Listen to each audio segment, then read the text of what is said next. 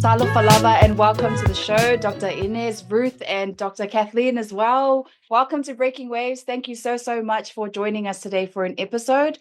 I'm so excited for this episode because after reading, Finding Harmony Between Decolonization and Christianity and Faith, I'm so inspired to interview you guys. How are you all this morning? Very well. Thank you, Hannah. And thank you to Breaking Waves for having us. We feel very blessed that you would open up your space, and we're excited to hang with the young ones, the younger generators. We also feel young as well, but thank you for having us. I'll pass it over to our girls. Sorry. Yeah. How are you, Kathleen? Oh, look, I'm great. I think the opportunity to be part of this Talanoa is quite timely. And I think it's just an opportunity to just share and maybe, have these robust conversations. But I guess more importantly, share the journey of navigating academic spaces, but being guided by, our creator, which comes back to the article that we're going to no doubt talk about. But absolutely, I agree. If I can echo with Inez, just thank you so much for the opportunity to come onto this platform. Not only to share our own lived experiences, but no doubt also learn from my two sisters who are joining this morning. So thank you so much. I look forward to the robust conversations that will unfold. Thank you so much. And I do acknowledge it's like 5 a.m. there in Brisbane. So thank you so much for waking up super early with the birds. Dr. Ruth, how are you this morning? Awesome. Thank you. I'm speaking from Yugambeh country in Brisbane, where I am living with my husband and kids, and really excited to be a part of this conversation. It's something that's quite dear to my heart, this conversation. It's something that has been ongoing with our group since COVID time. It sort of came about that time. So, I can see that there's a purpose in things, and the article has now become something that we're now discussing this morning. So excited to get going. Thank you. Beautiful. Awesome. So I'll start off with you, Dr. Inez. Please introduce yourself to us. Okay, before I speak, I also wanted to ask Hannah if I can open in prayer. It would be remiss of me not to follow our cultural traditional protocols. And so is that okay? Of course. Awesome. Thank you. Let's pray. God, we just thank you for this time and space, and we thank you for this generation of young people that are breaking waves, opening up spaces for robust conversations as they take on the mantle that our ancestors, our parents have given us to be able to create spaces of belonging and flourishing and fruitfulness in all different spaces. And so, Father, we bless them. We bless our time together. And thank you for all that you'll unravel through us together as we find harmony, not just in decolonization and academia, but in our contexts. So we thank you for this time and space. In your precious name we pray, Jesus. Amen. Amen. Thank you for that. Thank you. I'm so sorry. I apologize. We should have opened up with a prayer first. Absolutely. That's okay. I do also acknowledge our traditional landowners. We're hailing in from Brisbane, so ours is the Yagara and the Yugambeh language-speaking peoples, and we also acknowledge that these lands were never ceded. They are and always will be Aboriginal land. And so with that, with God and our Indigenous acknowledgements, we share our stories. I was born in Fiji to Tongan parents, and then I was raised on an Aboriginal community up in the Northern Territory called Yirrkala, and my family and I were adopted into the Gumaich clan. So I grew up, my first context of indigeneity was just with our First Nations people. And in the midst of that First Nations Aboriginal mission, there was the Tonganness of my parents, and also the Balanginess of my school. So I originally first went to an Aboriginal school, and it was when I was sitting there eating my teacher's nits that my dad was like, I think we need to take her out of the Aboriginal school and take her to the Balangi school, which is 13 k's in. But I'm so grateful for that heritage and space. I think it's really made me who I am, and happy. Married a Samoan. from Fetokai and managed to get to Samoa just this year. And the banter between Samoa and Tonga, look, just between you and us and your 50,000 followers, I must say Samoa is a beautiful space. So Tonga is still the kingdom, but Samoa is I think, the jewel of the Pacific. Thank you so much for that. Dr. Kathleen, please introduce yourself. Well, malo lele. I guess where does one begin? But look, I am Vanuatu born, Tongan, grew up in Aotearoa, New Zealand. I guess in the centre of the universe in West Auckland, and I'm sure there will be others that would like to debate that. But look, I think my upbringing is very normal to someone who possibly grew up in the 80s and 90s where there was no technology. And so our time was occupied with a lot of outdoor activity, mischief.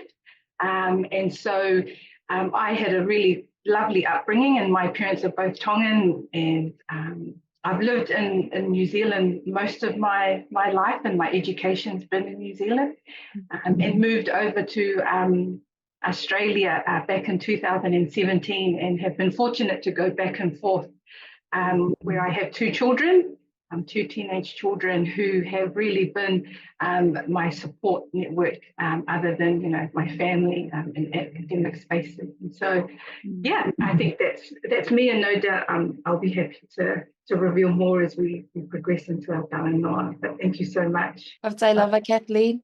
Thank you. Dr. Ruth. Malo lele. Ko hoku ingoa ko Lute Faleolo.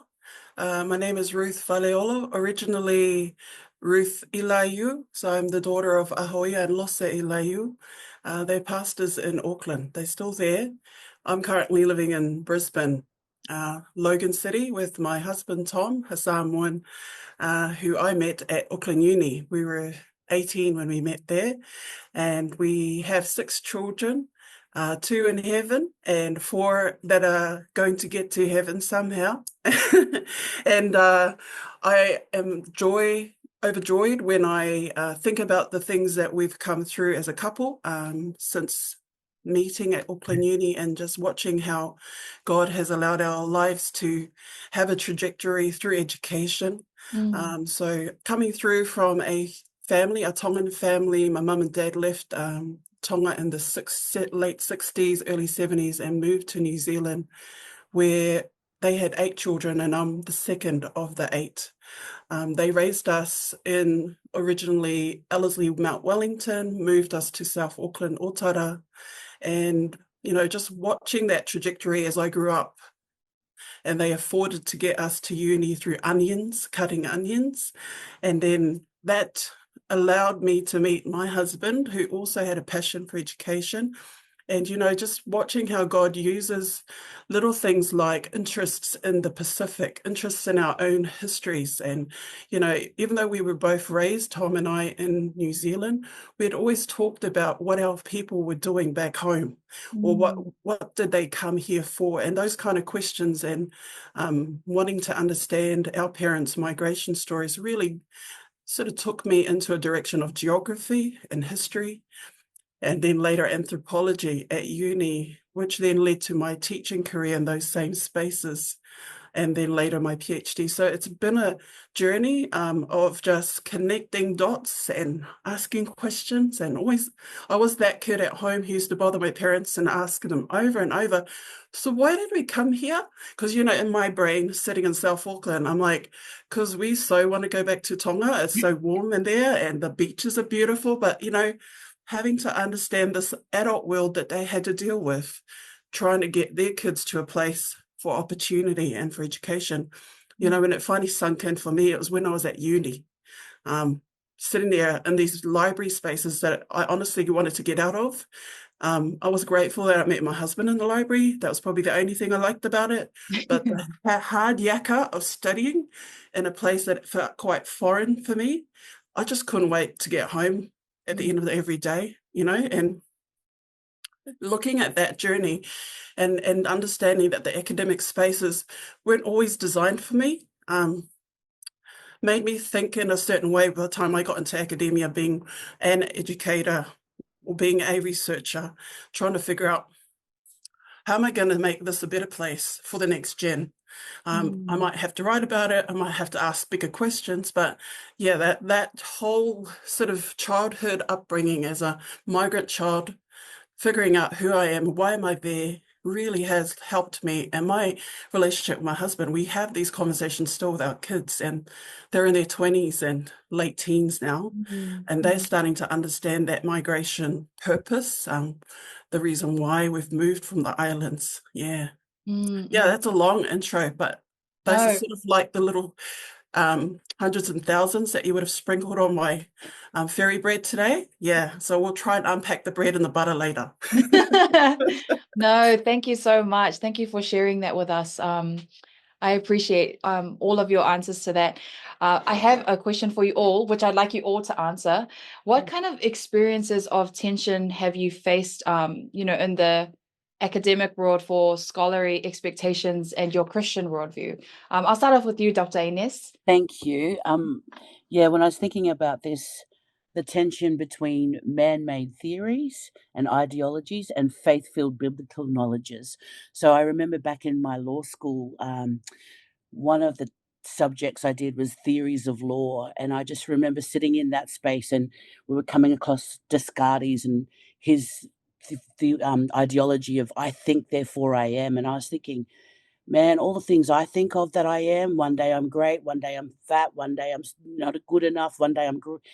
I'm just thinking that concept to me is just so flawed. And so going through these theories, I think even more so solidified my faith and my belief in what I had been brought up in terms of our Christian beliefs. So I think that was the biggest tension, is looking through all these ideologies and really pondering on those things and thinking, is that real for my context? And is that something I want to hang my hat on? And each time it would just come back to, no, that doesn't work. This area of faith and who Christ is helps me hold on to something far stronger than I think, therefore I am, because that changes all the time. Yeah, absolutely. Our thoughts can be uncontrollable a lot of the times. So I totally get where you're coming from. What about you, Dr. Kathleen? Yeah, this is quite an interesting question. And I guess before I answer that, I just want to make a slight correction, because, it's all about being transparent and honesty. I would love to claim I'm a doctor, and I'm not quite there. I think these titles that we have is really important to really discuss and unpack. And so in the academic space, I may not hold the title as a doctor, but I think that some of the challenges that we have to navigate and the tensions that we have in having titles and status within academic spaces, because they often recognize that over maybe some of the statuses that we see, and as people who believe in God, and trying to determine status. So I'm not quite there like my two doctors, Inez and Ruth, but I think when we come back to the teaching question within the academic space, maybe the poem that opens up our article maybe reflect that for me, and really trying to determine the teachings I witnessed. And so when you read the poem, it's about being in two worlds, where you're having to learn these ideologies and these paradigms, and at the same time you have come in with your own understanding and what you believe is true, or what is the truth. And those are the teachings that I've experienced, as an undergraduate, coming through as a postgraduate, and even so, stepping into the academic space as a more senior researcher. And so I feel, for me, those are the tensions that we're having to determine, is, what the university sees as successful and what they deem as truth. Whereas we come from a very different perspective, and what we believe is very different, and it doesn't often align. And so we see that the university is very asymmetry, and that we're coming into a space that is asymmetry. And so I think we're always going to be in some form of tension and in conflict, and trying to mediate where do we find spaces that we feel comfortable in. But I think, the poem for me really really reflects that tension in trying to determine what is it that allows me to be grounded in those spaces.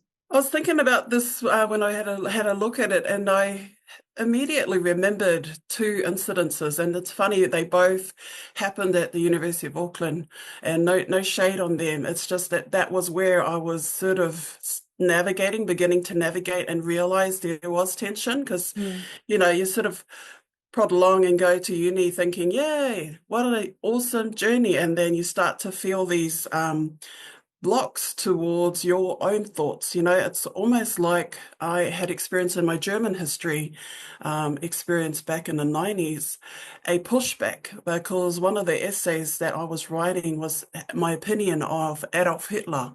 And, I didn't just talk about the history during Adolf Hitler's time. I spoke about the histories of the Jewish people and, my understandings of them as people who were promised, the people that God had chosen. And so I had spoken about that in the history paper, and I got a D. And that really made me think, oh, the guy doesn't want me to think about it beyond what he had just said at the lecture. And I noticed when I rewrote it and regurgitated what the guy had told us in class, I got it, okay, great. But you see, that made me think as a year one kid thinking, okay, they don't want me to think, and they don't care for my ideas of a Christian perspective. Yeah.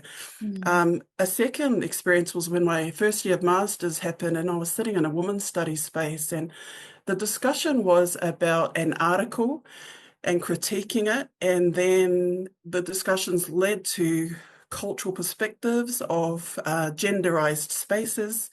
And I was asked, because, as you do, and you're that Pacific one person sitting there, you just do a lot of listening. And then all of a sudden the lecturer goes, what about you, Ruth? What do you think? And I'm like, right, do you really want to know what I think? Because, I'm carrying that experience from the German history paper. And I'm thinking, okay, I'll give you what I told them, that I believed that this genderized discussion doesn't apply to my people because our women were quite happy doing what they needed to do, and that those terms of, this is where I started to realize there were terms and labels given by a Western feminist perspective that may not necessarily apply to my mums and my sisters and I, because we're quite happy being in those spaces because we choose to serve in that way, and it's our way of being a part of the family. Oh my goodness, I got slammed in that little discussion group. Then they started pulling apart the fact that it must be because it's Christian. And that's where I started to understand they keep mixing things up according to how they see us from a very Western lens. And that's the beginning of having to unpack that I am a Christian and a Pacific woman. And these things I choose to do. No one forced me in there. And I think a lot of Pacific youth will, who do go into academic spaces, will encounter similar situations that you all have been through.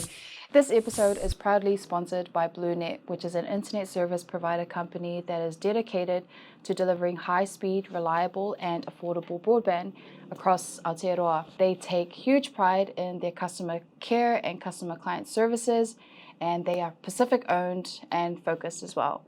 So if you'd like to join, call this number here or visit www.bluenet.co.nz. And I wanted to ask, colonization is often deeply, people tie it to religion and the Christian faith.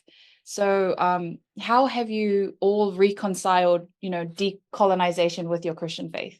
To be honest, these kind of terms, like in my space, on the ground, in our communities, we don't use those words. We don't even know what they're talking about. It's only when we enter into these spaces of academia that these terms start being coined. And I think for me, I guess I can only speak on the ground because that's where my feet are rooted in my community and family. The dialogue in that space is really Christ-centered, and it's and that's what's navigated our parents straight out of the islands as the first to leave their homelands, to navigate to Fiji, to move to an Aboriginal community. It was Christ that helped them, and so there wasn't a question of like decolonization, colonization. Those terms were never even the trading commodity for them was their faith in Christ and their and what God was giving them in terms of a vision for a better future. So that was the trading thing to help them move spaces, and that's kind of exactly what's held me as I've navigated new spaces and terrains and tried to find belonging and harmony. It's because of that faith in Christ. So decolonization for me, it's just taking away all that's man-made and imposed and just coming back to the simplicity of who Christ is. Ko otua matonga, ko hoku tō whia, God and tonga, that's my inheritance, and the simplicity of that to help navigate such complex spaces constantly. This is always an interesting conversation starter. And, I agree with Inez. I think colonization, or the discussion around colonization, takes us away from the real purpose of our faith and our belief in our Creator. And I think it's fair to say that we had our own gods in the Pacific, in Tonga, in Samoa, before colonization. And so the principles of believing in a much higher presence always existed in the Pacific. And so, when we're talking about colonization, I believe that it's really almost a deterrent from being quite focused in what Christianity is, and coming back to scripture and coming back to understanding faith.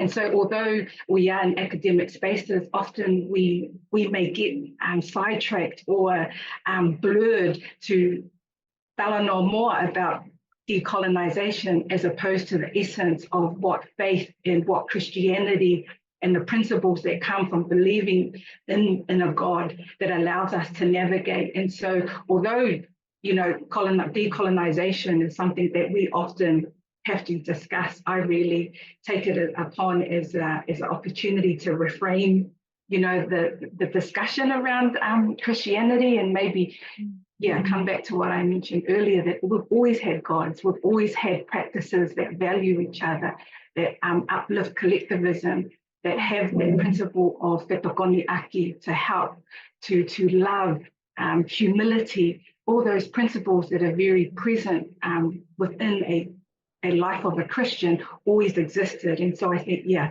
decolonization is just a way to direct us elsewhere.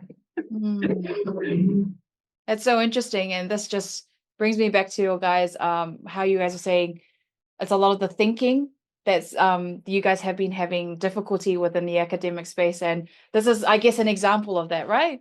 I'll move to Ruth. Thanks, guys. So being a teacher, I always like to unpack the word or the meaning of, and the word decolonization means to become independent of the colonizers of a place. First and foremost, Tonga wasn't colonized. But, there is debate around the fact that the Christian influence was a sense of colonization.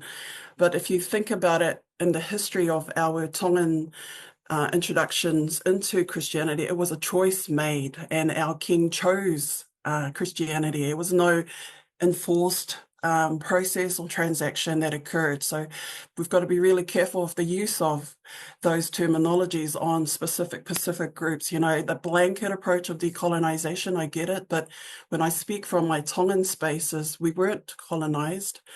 We've never had to get independence from anybody, and we chose Christianity. And we chose it for very good reasons. If you think about the missionaries' recordings, they had some very weird, obviously very racist comments to write about our people when you read the diaries of some of these missionaries. But you also see there's a narrative there of our people inquiring, even wanting to go to Sydney to see what's going on in those Western places. Those were choices made. They weren't shoved on the boats. They actually took a tiki tour with the missionaries to Sydney to explore this God. So I speak with that understanding historically, and as a teacher, knowing that the word decolonizing is for people to take away the oppressor's influence. And I don't think we had to do that because we've never been in that oppressed state. But as a Christian woman, when I look at how I've reconciled this concept of decolonizing in my faith as an academic, it's not been a terrible struggle for me, because the essence of who I was when I walked into those university spaces in the 90s has maintained its standing. It's a personal faith journey, got nothing to do with politics, got nothing to do with racism. You know, a lot of people get caught up in the theoretical stuff, but when I look at it, it was a very simple journey of knowing who I am. My mum used to always say, don't forget who you are, Lute, eh? God first. Know your culture. Those are very two basic things that I carried and I still carry today. There's no doubt in my mind. There's no tussle going on. I think the only struggles I ever had was figuring out how to speak it or to articulate it, because as Pacific people, we're not null when we walk into these academic spaces. We're full of things. Most of us are the cream of the crop when we walk into uni. We've been chosen by the process of, you're that cousin that's going to go to uni, you're going to do it for us. Or you're that daughter that we've put all our money into, you better make it, you know? And you walk into those spaces not as a nothing, you know? I think people forget that every brown child in that university worked hard to get there, and they got villagers behind them who put money into them. So when you walk in, you've got a heart full of things, culturally, spiritually. And so I guess that really brought resilience for me. When I was sitting in those spaces, I didn't feel overwhelmed by it. I thought, nah, I know who I am. And I think that was a quiet confidence that I didn't realize was actually a godly presence in my life at uni. Yeah. Amazing. So even now, as a person who's trying to break into the other upper rungs of academia, I have that same sense of peace and understanding of who I am. And so when big discussions happen, they all sound like fancy words, but I always look at the essence. What's the underlying essence here? I'm so happy that we've kind of like differentiated Western ways of thinking and how our people are very different from that, which draws me to something I read in your guys' paper about usually in the Western academic model, often collectivism and individualism are separate things, collectivism and individualism. How do you guys redefine these ideas based on your study over our people and your experiences with Pacific people in your own communities? I want to draw from my thesis research work when I was talking to 3 generations, elders, parents, and young people, just what health looks like and what does it mean to them. And one of the key scriptures that they would refer to is love your neighbor as you love yourself. And so that essence of your neighbor being the collective and yourself as the individual, it was really funny that the emphasis was always on loving your neighbor, the collective. But then I would ask the questions about what about how the scripture says, as you love yourself, the individual. And there was always a little bit of tension around the self, the individual. And it was kind of like, oh, you know, that's kind of deemed as being selfish or so.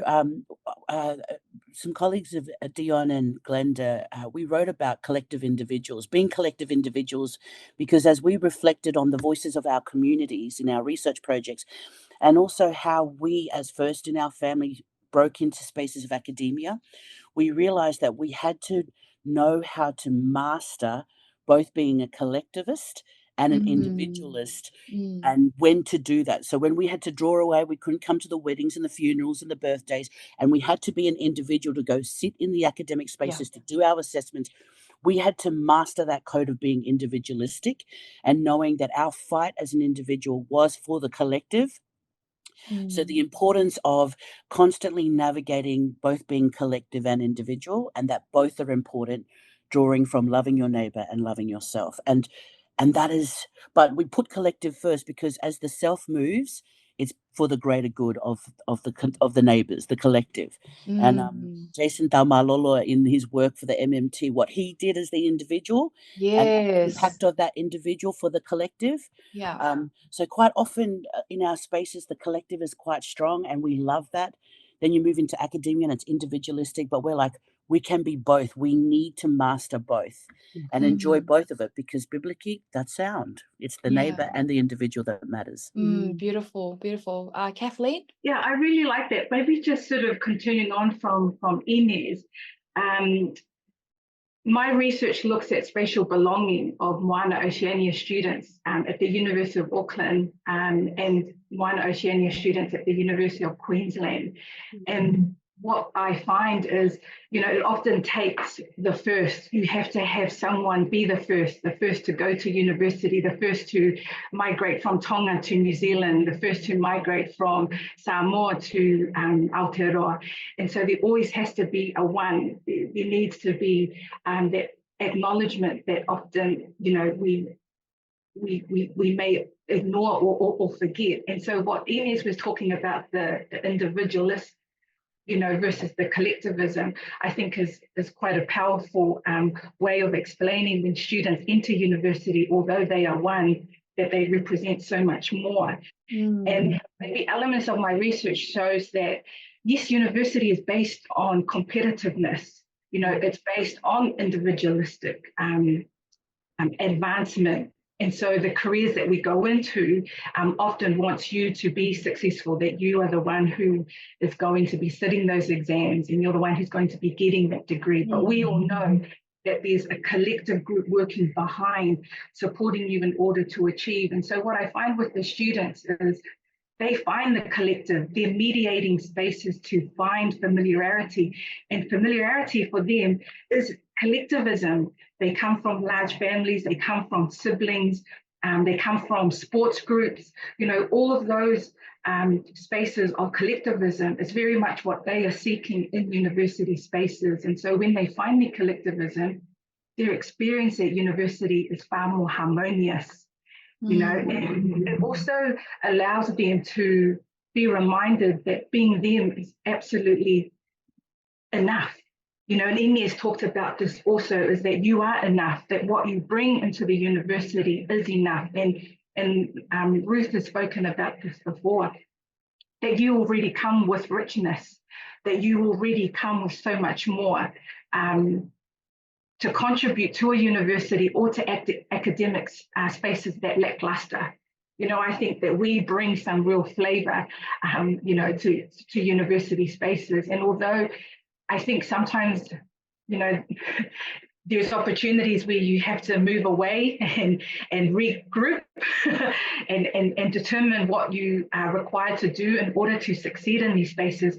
But there's an understanding that you always have to bring others after you. That's the real motivation. And I think for us as Christians is that we want others to walk this journey, that it's not just about an individual person. And I feel that that's important in university spaces because it's constant. You're slowly chipped away. You can be slowly chipped away at university spaces because they are telling you things that often go against what you already value in your home, in your community. And so when you find that collectivism or that group, where is your familiarity, it actually allows you to go back into those spaces and maybe potentially disagree with the theories and say, actually, have you ever heard of this methodology, that has been, Moana Indigenous methods of seeing and knowing and being.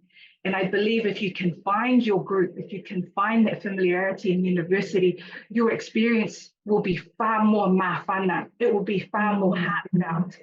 And so when we're creating spaces in university, we're almost creating every person to come out the same as a graduate. You go through medicine, you go through law, and you go through engineering, which are all highly sought out professions. But I think what really separates you from every other graduate is that belief in collectivism.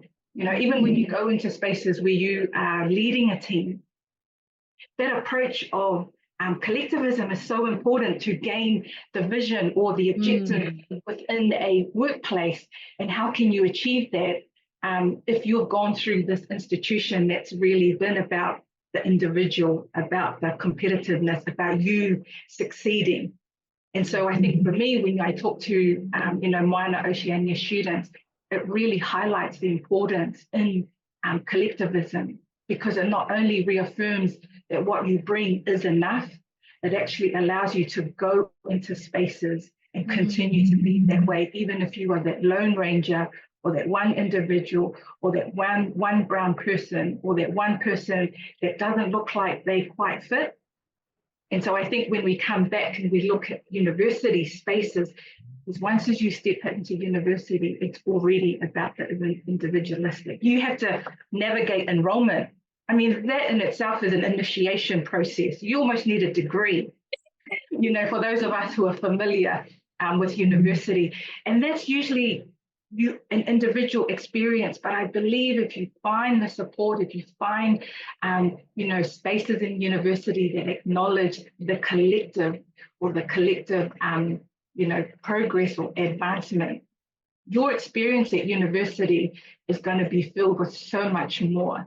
And that's probably something that, you know, the collectivism has over the individualistic sort of approach and perspective that you may want to consider. I know here in Aotearoa, I'm seeing a lot of more inclusive spaces of brown people and Pasifika people with faith. And, you know, as the amount of Pacific academics grow, I hope those inclusive collective spaces, that culture grows within our academic space as well. It's so beautiful how you explain that. I'll move to you, Ruth. Thank you. I actually concur with what these you know, things have been spoken about already by Kathleen and Inez, you know, that these spaces in academia have been redefined by Pacific peoples who walk in already with an understanding of what people are about. You know, when we take from our church experiences, our youth group experiences, our, you know, our cousin experiences, all of that understanding of large people gathering. When we walk into uni spaces, we see people walking around not as individuals. We start to see and identify people as groupings, and naturally we have this habit of being that person that draws. You know, if it's over food or if it's over an assignment, we naturally have the ability to bring people together. And it's because it's ingrained in the way we've been raised. You've never been raised as a child to just go eat by yourself. In Tongan, that's called kaipo, and, you know, you don't eat by yourself. And it's always been a shared activity. When we pray, yes, the Bible says go into your closet and pray, but habitually we get together in our lounges and pray together. And those are just natural instincts when we get to uni. We find other believers, we find another Samoan sister or another Tongan, and as we start to realize that we're actually part of this massive move for Pacific peoples to be risen up, we understand then the power of the education spaces, you know, and we redefine academic spaces from those viewpoints as a Christian and as a part of a huge solidarity with our fellow brown brothers and sisters. Yeah. If I can just, sorry, Hannah, if I can just add on to what Lute said also, you know, often the grouping of brown people can be seen as a negative thing. Yes. People who are non-Pacific. And so that too can be a deterrent for, you know, our own students who go into these spaces where they see, you know, groups of brown people all grouping in one area, being quite happy, seen as noisy and disruptive to others. But, you know, that's our understanding of collectivism. That's our understanding of working together. And it's about, you know, being comfortable in those spaces, to be in groups, to talanoa. You know, we have this concept of sharing, as they were saying, sharing food, coming together, being loud. And what we see is that our concept of time changes from what Western perspectives see as time, because, you know, time and space, yes, in our understanding, you can't separate. You know, those things need to be viewed together, time and space. And so for Pasifika, Moana, Oceania communities, our understanding of what time and space is very different from what Western academic spaces view as time and space. And so, as we all know, as an undergraduate degree, the university determines that 3 to 4, 5 years is sufficient for you to complete your degree. That doesn't necessarily fit within our concept of time, you know. We have really different I guess, things to navigate in order for us to graduate. And sometimes we go beyond 3 years. Sometimes we go beyond 5. And that's okay, because the university sets their time. Our time is not linear. We don't have a very linear perspective of what time is. And so I think when we come into university spaces, we need to also remind students to not be overwhelmed. Coming with your concept of time and Western concept of time coming together. Again, it's going to be there's going to be tension, and it's finding harmony. But if I can go back to what Ruth was saying about brown students, sometimes you see brown students are all together, and we're viewed as negative. It's viewed as, what are they doing? What are they getting up to? They don't seem to be productive. And maybe that's something we can change in university spaces, about promoting that level of collectivism. Humor, let's be funny. I think that's spaces too. And we bring that humor, we bring that opportunity into university to make it far more positive. They're always talking about positive experience. Well, that is our positive experience. Staying at university, long hours, opening to end. So yeah. I mean, that experience happened here in Aotearoa at Auckland University, when they said C Space was creating, the Pacific Island space at Auckland University were creating division, and that caused a whole outrage online. So we've seen it happen, of course.